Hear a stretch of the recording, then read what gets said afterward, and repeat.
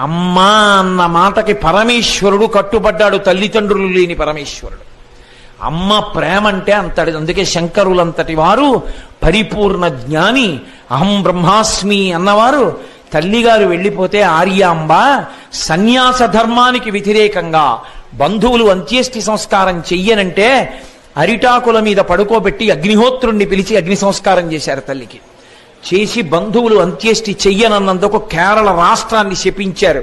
నేనే ఇక్కడ పుట్టినా ఇక్కడ పీఠము లేకుండుగాక, వైదిక సంప్రదాయము నిలబడకుండుగాక.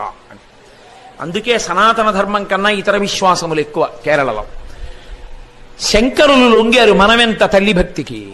భగవాన్ రమణులంతటి వారు అమ్మ గుండెల మీద చెయ్యి పెట్టి ఆమె యొక్క ప్రాణోత్క్రమణమైన తరువాత ఆమె కర్మలన్నీ అనుభవింపజేశానని అమ్మ పేరు మీద గుడి కట్టి మాతృభూతీశ్వరాలయము అని దేవాలయాన్ని నిర్మాణం చేశారు.